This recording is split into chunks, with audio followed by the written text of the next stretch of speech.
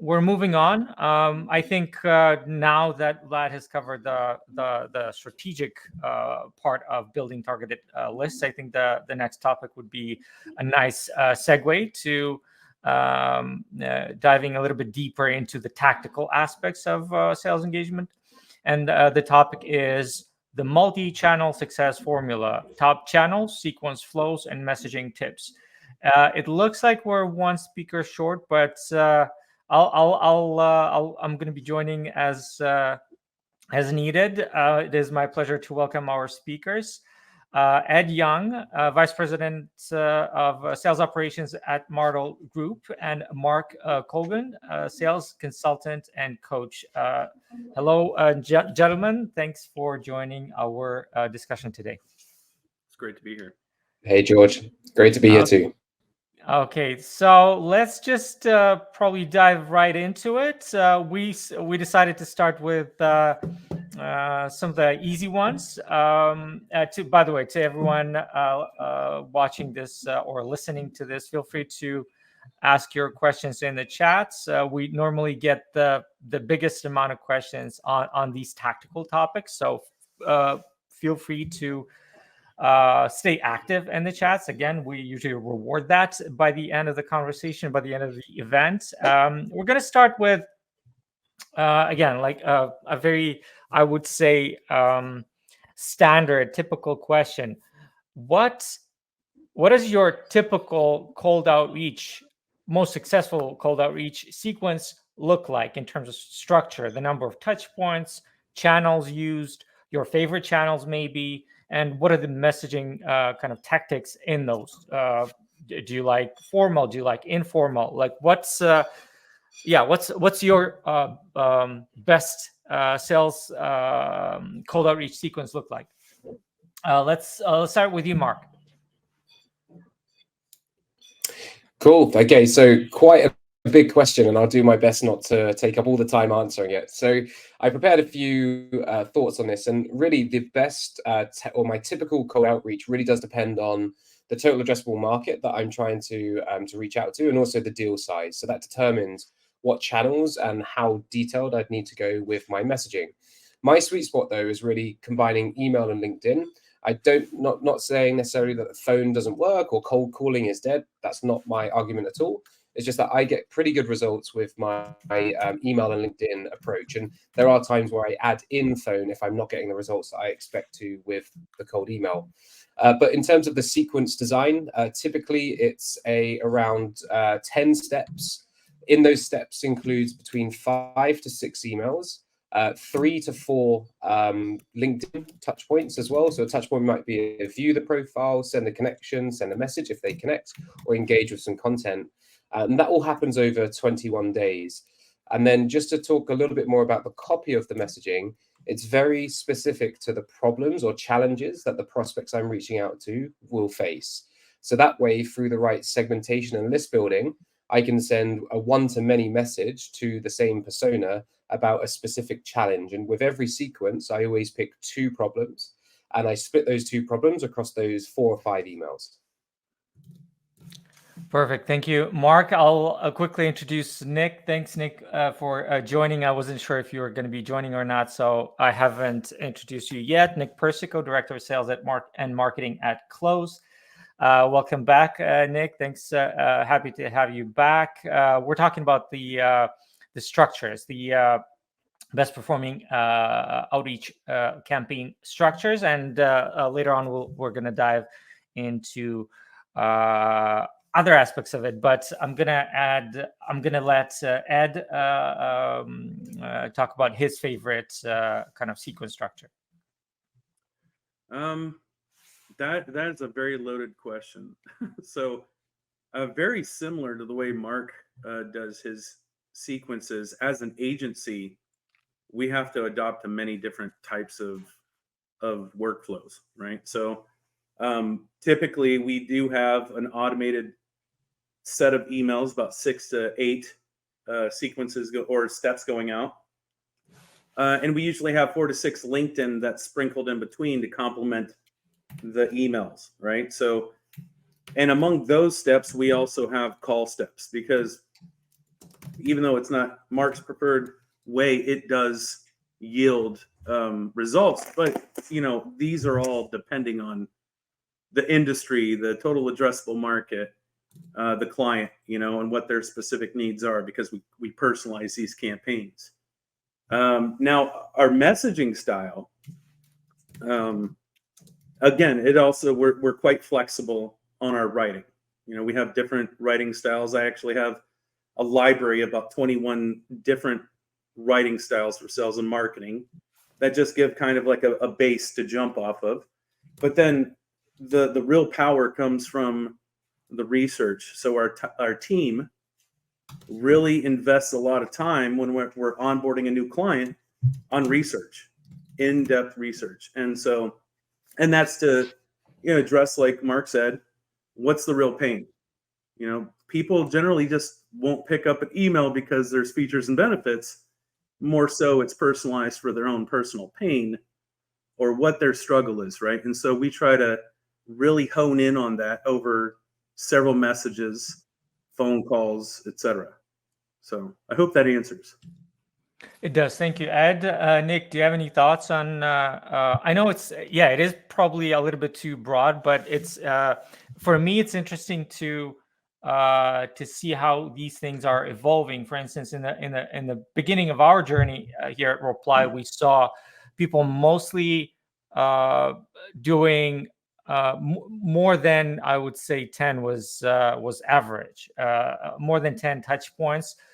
We saw that in the early days when sales automation was not such a well-defined space, and people reacted well to that. Now it's almost impossible sometimes to tell if a message that I'm receiving that talks about me, about my pain points, about the changes in my company.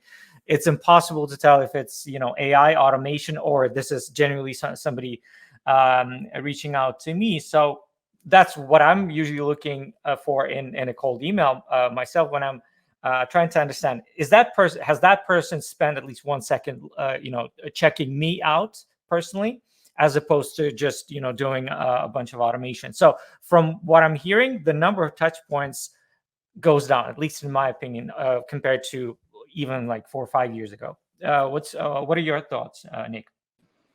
Yeah, thanks for having me, and apologies for the late join. My wife and I are in the middle of a big move into our new house. So I'm actually in my parents' dining room right now. So just trying to handle all that. So apologies for that. And I hope everybody can hear me and see me okay.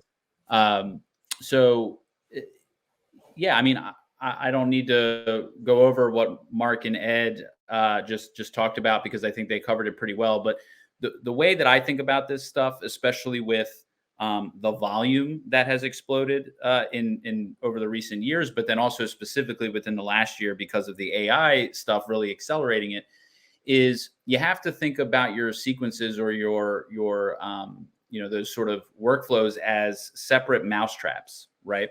So a salesperson that's assigned to a lead is going to have their own mousetrap, which is going to be 6, 8, 10 touches.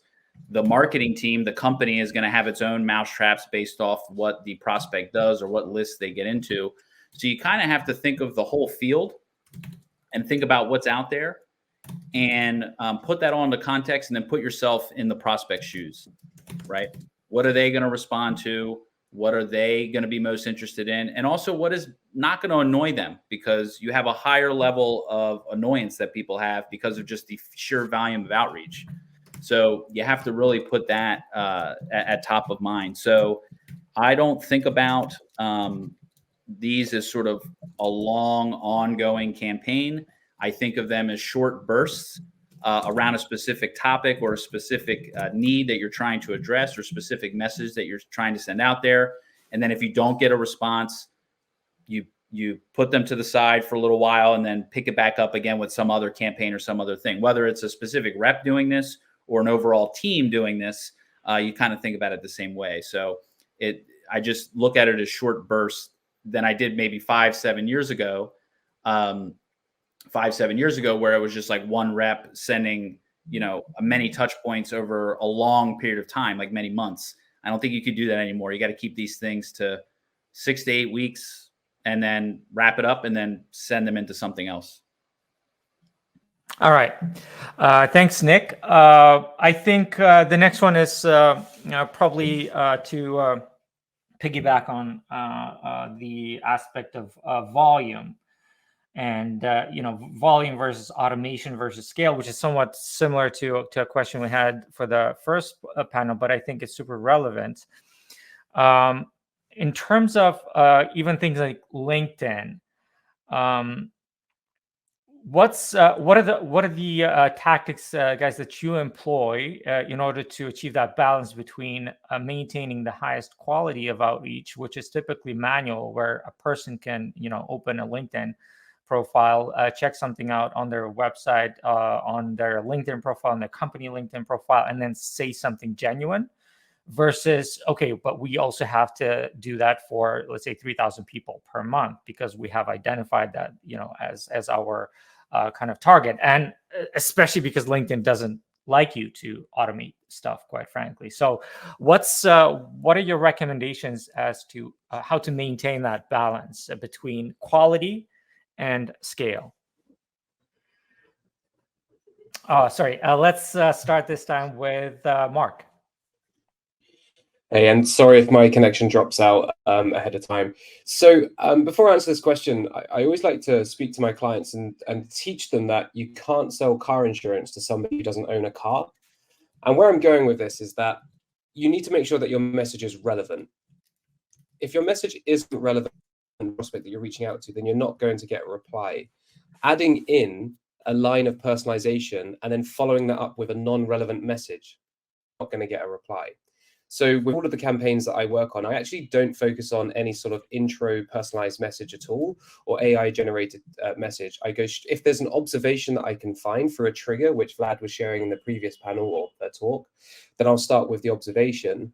But if I can't find an observation, saying that, oh, I noticed that you went to this university, or, hey, you're human, you must breathe oxygen, now buy my stuff, which is what a lot of those lines come across as. So for me, it's really focusing on making sure that you do your research and your list building. And as Ed mentioned, that's a huge part of the process, which I'm sure Ed's customers or clients don't realize that of all the work that goes into the research side of things before a campaign can go out. But focusing on much smaller segments and lists of prospects that share a similar or common trigger or signal, and then messaging with a highly relevant message, which has nothing to do with their individual personality or what you can find on LinkedIn, can still get results. I typically see 13 to 17% replies. Some of those replies are a no or a maybe or not right now, but I'm still getting those replies, which is helping from a deliverability point of view too. Thanks, Mark. Nick, how about you? Yeah, it's again, with all the automation tools, it's very hard to stand out on these on LinkedIn. And so I just try to keep it that place, manual and genuine as I can. And the way I think I found that this works best is showing up, responding or liking or commenting in your target's feed, like in their comments and things like that. So if somebody that you're targeting at a company gets promoted, you can maybe automate the alerts for that, not necessarily the outreach, right?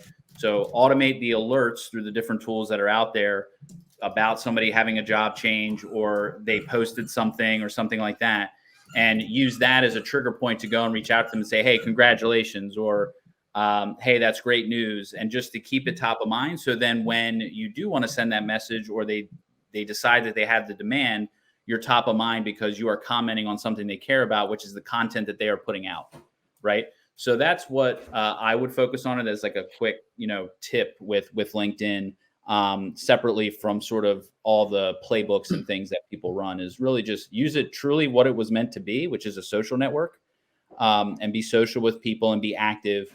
And use that as a way to get your profile out there or increase the likelihood that somebody will respond. Got it. Thanks, Nick. I'm especially interested to hear what Ed has to say, because Ed is with an agency, and agencies typically deal with large volumes. And even though we all know manual research, manual touch points are super effective, probably the most effective in these things, agencies have to work on a different scale. So, Ed, how do you maintain that? How do you maintain that human touch with, I'm assuming, tens or hundreds of thousands of people per month?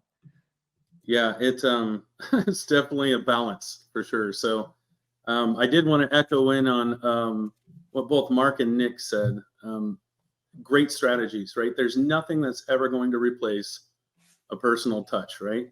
And that's truthfully, that's when our SDRs really start working, is when we get that response, when we get to enter in our personal touch, right? But to scale, like you said, is a little bit different for an agency. And over the last 4 years, algorithms have changed exponentially. I think Google changes their algorithms somewhere between 500 to 600 times a year. And if you broke that down, that's like 2 times a day. The problem is the whole entire industry is saturated. We're no longer a blue ocean opportunity, right? It's a red ocean. But we have a lot of people that think it is a blue ocean because they haven't really been in the industry that long. And so it becomes saturated. And so to scale that, we have learned that, we can't send large volumes. 4 years ago, you could send 10,000 emails a month and you could just get results by numbers. But when COVID came around, everybody started working at home, things got saturated. So then people started, replicating that. And so that makes our algorithms get tighter. So why fight it, right? Go with the algorithm, do everything personalized, get it down to a science where you're digging in and actually finding out what people want.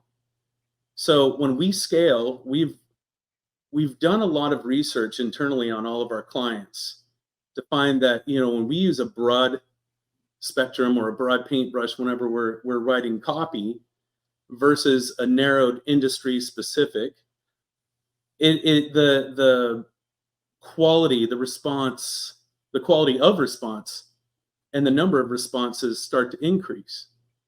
And so when you scale that down to like a manageable level, so let's say we're only sending like 200-300 emails a week, but those emails are also personalized for a title, an industry, a specific problem, solution, and result, you can somewhat focus it down to where it's personalized and get people to answer. But again, you're still not going to be able to get that personal touch. So when it comes to us and our clients, we do a mix of everything.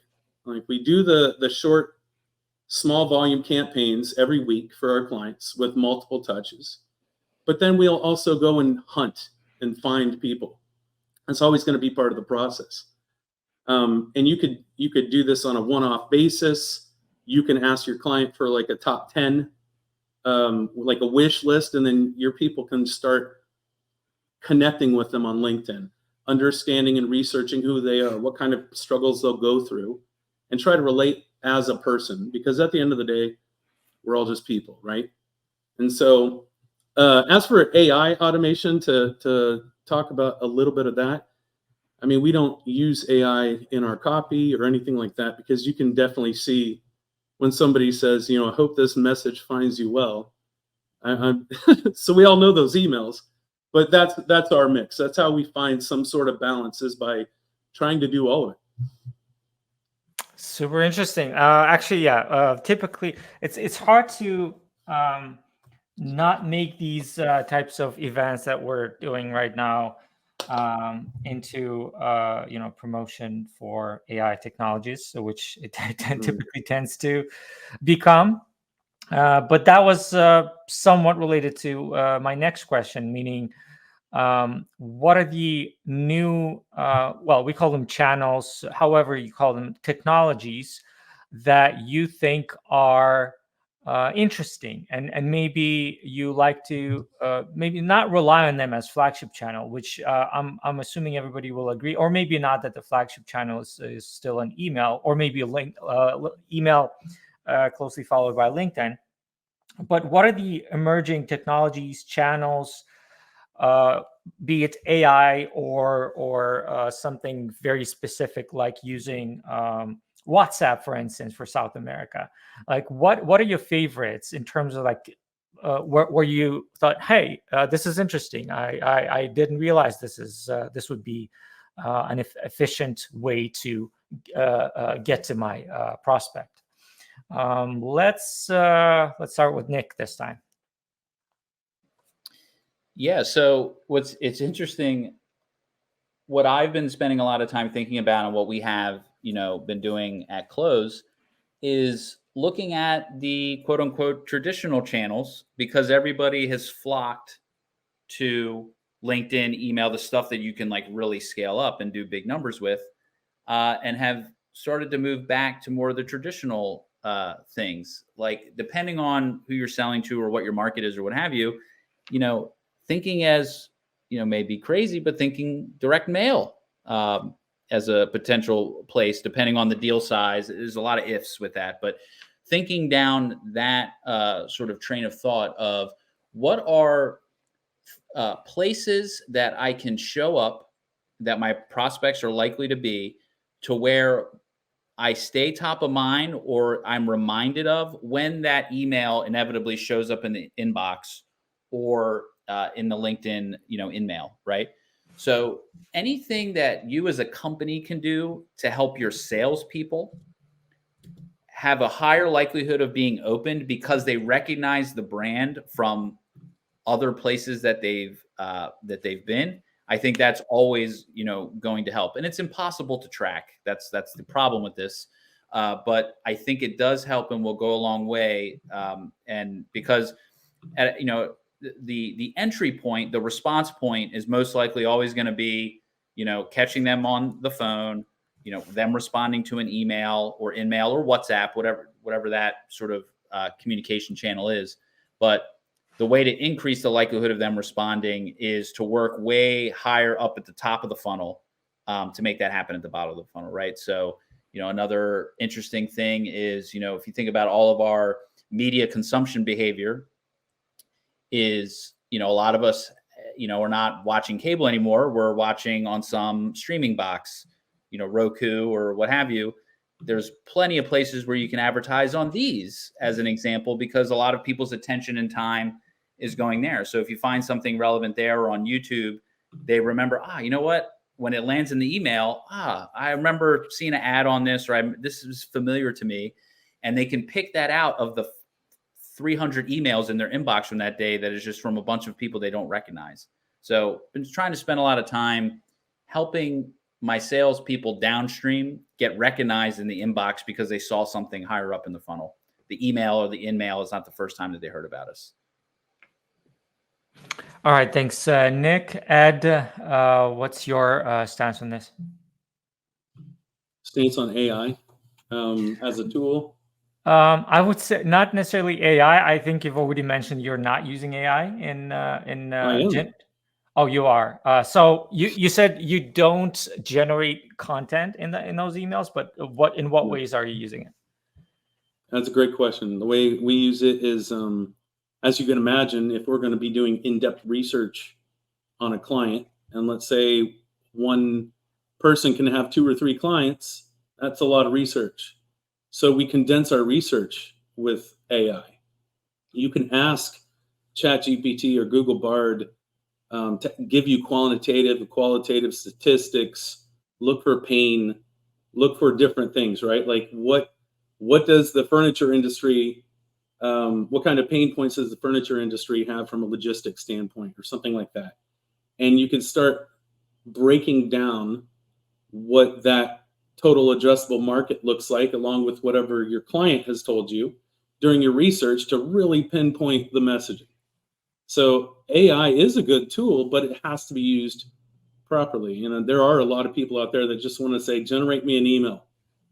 But what you should really be doing is generate the information I need so I can create a human-to-human contact with email.